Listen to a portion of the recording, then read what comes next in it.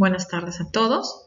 Mi nombre es Milagros Navarro López. Soy médico residente de segundo año de la especialidad de Medicina de Enfermedades Infecciosas y Tropicales de la Universidad Nacional Mayor de San Marcos, con la sede del Hospital Nacional Arzobispo Loaiza. En esta oportunidad les voy a hablar un tema que es de suma importancia, el cual es infección urinaria. Tenemos por concepto, o por definición, que la infección del tracto urinario es una infección que involucre cualquier parte del tracto urinario. Es una respuesta inflamatoria del urotelio a la interacción de la virulencia de las bacterias y una serie de factores específicos de defensas del hospedador. Es decir, tiene mucho que ver la capacidad del patógeno y la capacidad del sistema de defensa para poder reaccionar ante la virulencia de este patógeno. En cuanto a epidemiología, podemos decir que la prevalencia de infección del tracto urinario en consultorio externo es aproximadamente 7 millones de visitas, de las cuales 1 millón pertenecen o acuden por el servicio de urgencias y se estima que en 100.000 hospitalizaciones al año es la que se realizan. Es considerada como una segunda causa de indicación empírica de tratamiento antibiótico. En cuanto a episodios, podemos encontrar que mujeres mayor a 65 años, en un 20%, en una población general, 11%, de 50 a 60% en mujeres adultas son las que tendrían infección del tracto urinario, siendo no complicadas en las edades de 18 a 39 años y recurrentes, pero no complicadas en 27%. En cuanto a población pediátrica, en lactantes de 2 meses encontramos 5% en niñas y 20% en niños no circundados. Esto tiene mucho que ver con la anatomía en este momento, en la cual cambia en la etapa prepuberal con 3% en niños y baja el 1% en niños debido a que estos pacientitos ya dejan de usar pañal, siendo un factor de riesgo, ¿no? En cuanto a estudios nacionales sobre la etiología y la frecuencia de la infección del tracto urinario, podemos encontrar un estudio reciente en el 2021 sobre población de 201 pacientes ambulatorios con infección del tracto urinario en 2 laboratorios privados de Chiclayo. Encontramos con mayor frecuencia un Escherichia coli en 57%, Staphylococcus coagulasa negativa en un 13%, Klebsiella en un 8%, Proteus en un 6%, ¿no? En cuanto a Mejía, en 2018, 117 pacientes con infección del tracto urinario, 2 en Hospital de Lima, aislaron con mayor frecuencia patógenos con beta-lactamasa de espectro extendido. Quiere decir que este tipo de gérmenes ya de por sí vienen o tienen una resistencia intrínseca, como por ejemplo E. coli en un 92.3%, seguido de Klebsiella. Y un estudio de Méndez en el 2017, 84 receptores de trasplante renal, el 39% presentó infección urinaria durante los 3 primeros meses en un hospital de salud, en donde también aislaron de forma más frecuente como patógeno principal de infección urinaria a la E. coli con un 72%. Es importante que reconozcamos los factores de riesgo para presentar esta patología. Encontramos relaciones sexuales, dispositivos anticonceptivos, espermicidas, hábitos de micción como retención voluntaria de orina, deficiencia estrogénica, ¿no? En aquellas pacientes premenopáusicas, posmenopáusicas, estado mental alterado, incontinencia urinaria, diabetes mellitus, enfermedad renal, estados de inmunosupresión, gestación, prematuridad, obstrucción del tracto urinario, cateterización urinaria, disfunción vesical neurogénica, cirugía urológica, tanto hombres y mujeres con alteraciones anatómicas, poliquistosis renal, HMP o nefropatías, ¿no?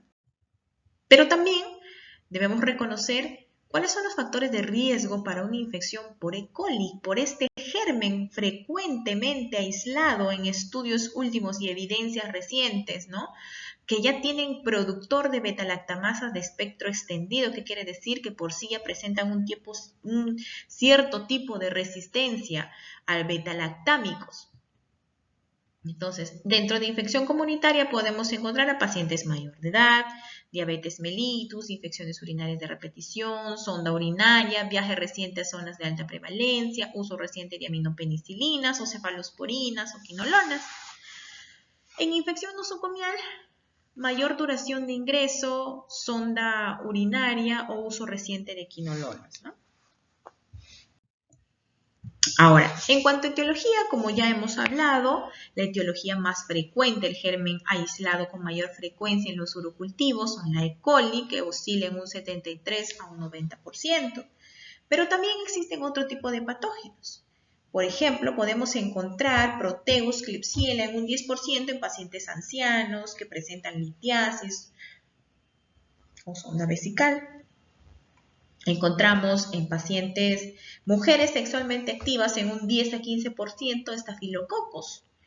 Encontramos enterococos en un 4% con pacientes ancianos, portadores de sonda o usos previos de antibióticos.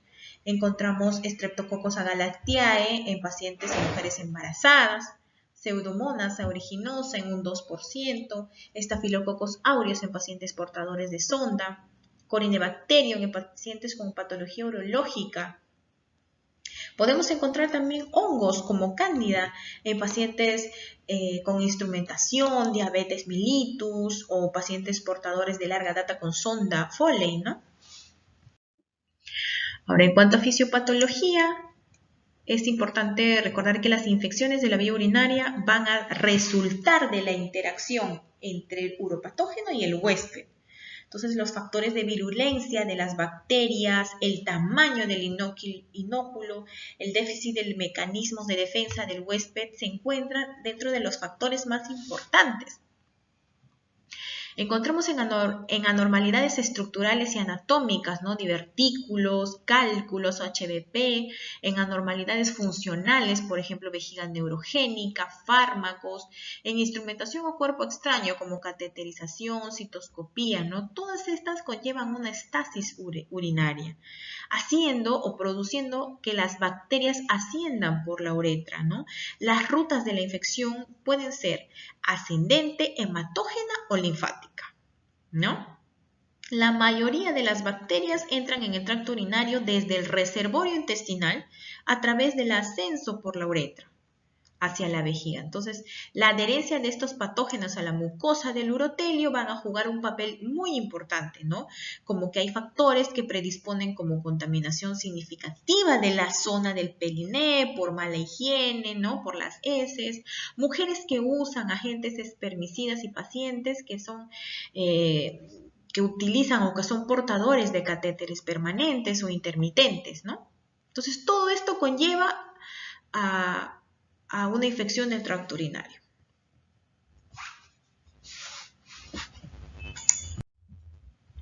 Ahora, ¿cómo podemos clasificar? Existen muchas clasificaciones, pero las más frecuentes o las que debemos tener nosotros en cuenta es ITU no complicada. Es una infección aguda, esporádica o recurrente del tracto urinario inferior y o superior, ¿no?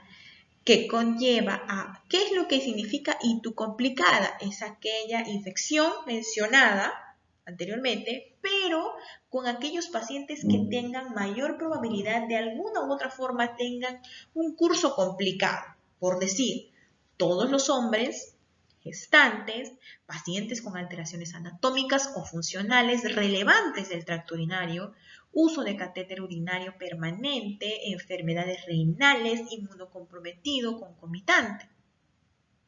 Hablamos de ITU recurrente, aquella infección no complicada y o complicada, pero que tengan una frecuencia de al menos 3 episodios al año o 2 episodios en los últimos 6 meses. Entonces, la ITU asociada a catéter es cuando el tracto urinario está actualmente cateterizado o ha tenido un catéter en las últimas 48 horas. Y hablamos de urosepsis cuando hay una presencia de la disfunción del órgano potencialmente mortal que es causado por una respuesta inadecuada del huésped hacia el agente originado en el tracto urinario, ¿no? Entonces, esto a nosotros nos sirve o es importante poder clasificar para poder nosotros tener una idea del tratamiento a la cual vamos a dar a nuestro paciente. No es lo mismo tratar una ITU no complicada, una ITU complicada, una ITU recurrente o una urosepsis. Entonces, partiendo de eso, sabiendo reconocer la clasificación, podemos brindar un buen tratamiento a nuestro paciente. Ahora, en cuanto a diagnóstico, he considerado acá algo muy importante y esto es algo que debemos tener en cuenta, que es la bacteriuria sintomática. La bacteriuria sintomática es aquel urocultivo positivo, pero en el cual el paciente no presenta signos o síntomas de una infección. Y esto es importante que nosotros debemos tener en cuenta porque en nuestro día a día nosotros nos llegan interconsultas, paciente presenta urocultivo positivo, se solicita evaluación por su servicio para tratamiento. No todos los urocultivos llevan tratamiento, no todas las bacteriurias asintomáticas se tratan. Entonces es importante nosotros saber reconocer las bacteriurias asintomáticas que son actualmente tratadas. Son en dos poblaciones: gestantes y en aquellos pacientes que van a ser sometidos a un procedimiento en donde hay alguna lesión del epitelio o del uroepitelio. Por el resto, no. Entonces, esto es importante porque no todo se va a tratar. ¿Entendido? Entonces, en cistitis hay síntomas irritativos, sin secreciones vaginales, el urocultivo, ¿no?, que sale positivo, pero ya hay clínica. Pielonefritis, ¿no?, signos y síntomas sugerentes que a una infección que ya va más allá, o sea, mejor dicho, una infección urinaria del tracto alto. Y un ictus recurrente, ¿no?, que como mencionamos, 2 episodios en 6 meses o 3 episodios en un mes. Es importante que nosotros también tengamos en cuenta el rendimiento de los test diagnósticos en infección urinaria. Por ejemplo, cuando hablamos de un análisis de orina, tiene una sensibilidad hasta de un 97% y una especificidad de 95%. El urocultivo tiene una especificidad de 99%. En cuanto al rendimiento de los componentes, por ejemplo, nitritos, tiene una especificidad de un 99% y un valor predictivo positivo de un 98.3%. Una bacteriuria no solamente nos determina eso, ¿no? En una piuria,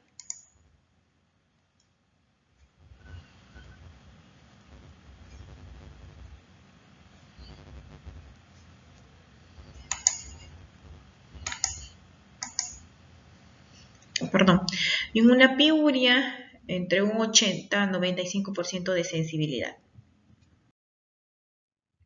Ahora, he considerado normas básicas para el tratamiento empírico en una infección urinaria. Entonces, ¿qué quiere decir esto? Como lo mencioné anteriormente, es importante tener ciertas consideraciones para poder brindar un tratamiento efectivo y oportuno.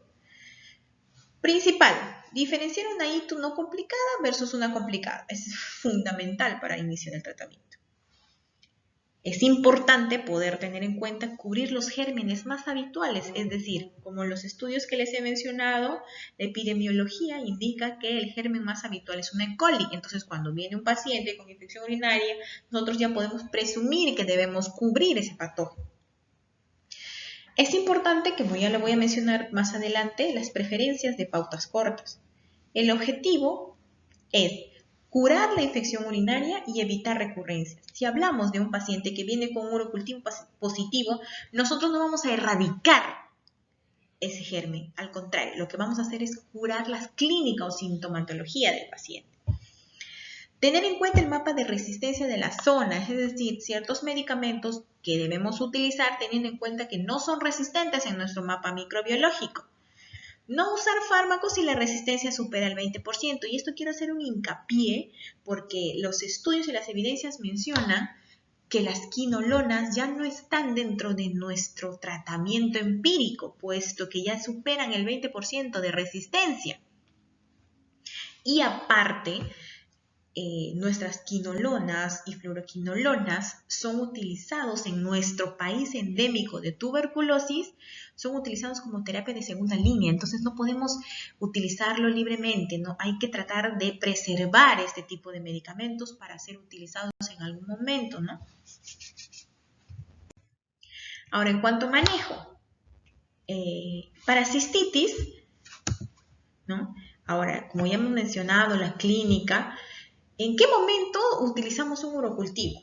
Solo en aquellos pacientes con síntomas atípicos y aquellos que no responden a una primera terapia antimicrobiana apropiada. Solamente en estos pacientes nosotros podemos solicitar un urocultivo. Por mientras, clínica más examen de orina, sedimento urinario positivo, suficiente con un inicio de tratamiento. No amerita urocultivo. Entonces, ¿cuál es el tratamiento antibiótico sugerido? Según evidencias, fosfomicina trometamol, 3 gramos dosis única, un solo día. Si no tenemos, podemos cefadroxilo, 500 miligramos cada 8 horas por 3 días. Nitrofurantoína, 50-500 miligramos cada 6 u 8 horas. Y cotrimoxazol, 160-800 miligramos cada 12 horas, ya sea 3 a 5 días, ¿no? Ahora, en ITU complicada, como hemos mencionado, que es una infección que se asocia a factores de riesgo que van a incrementar la adquisición de una bacteria del tracto urinario y el riesgo de que la disminución de nuestra eficacia del tratamiento. Hemos hablado que factores de riesgo son anomalías estructurales o funcionales del tracto genitourinario, enfermedades neurológicas que alteren el vaciado de la vejiga, un paciente inmunocomprometido o bacterias que tengan un aumento de virulencia o una resistencia antimicrobiana. Entonces, en este tipo de clasificación se recomienda el tratamiento de 7 a 14 días, pero la duración debe estar estrechamente relacionada con el tratamiento de la normalidad subyacente. Si hablamos de un paciente, por ejemplo, que tiene una anomalía estructural, primero tratar la anomalía estructural, ¿no? Hay que ver que si amerita un tratamiento quirúrgico, etcétera, ¿no? Entonces, el antibiótico bioral, cefotaxima, 2 gramos cada 8, antibiótico endovenoso, cefepime, 2 gramos cada 12, meropenem, 1 gramo cada 8, o piperacilina tazobactam, 4.5 gramos cada 6 horas. Para pielonefritis mencionamos que esta condición debe considerarse cuando hay fiebre mayor a 38, escalofríos, dolor lumbar, náuseas, vómitos, como los síntomas típicos de cistitis. Tenemos a un paciente que tiene una pielonefritis, entonces, ¿qué es lo que debemos hacer? Regímenes de 7 a 10 días.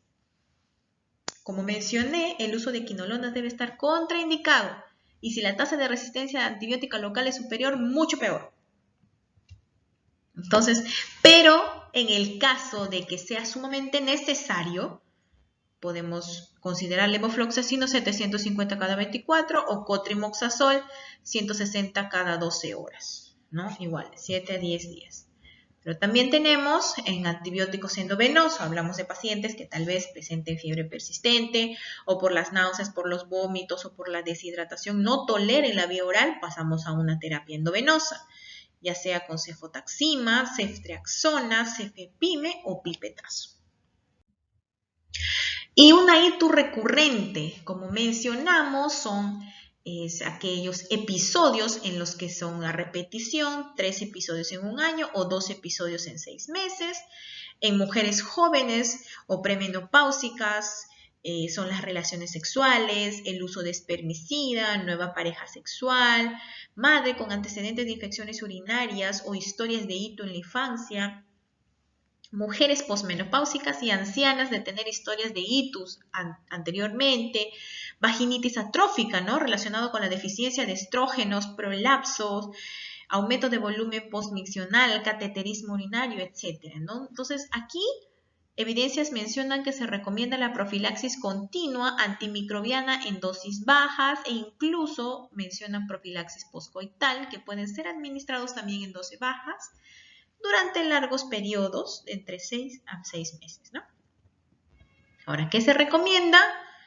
Nitrofurantoína, 50, 100 diario, fosfomicina 3 gramos cada 10 días, cotrimoxazol de forma diaria, cefalexina 250 miligramos o cefaclor 250 miligramos. Entonces, podemos concluir, según este estudio, ¿no? Según esta exposición, que hablamos de una forma coloquial al referirnos a una infección urinaria, cualquier parte del tracto urinario que involucre, ¿no? Actualmente sigue siendo una de las causas comunes de consulta, y no solo en los servicios, ¿no?, de consultorio externo, sino también en emergencia. Entonces, esto hace que se genere altos costos dedicados tanto a su manejo inicial y a sus complicaciones, ¿no? Entonces, eso sería todo por mi parte. Muchísimas gracias.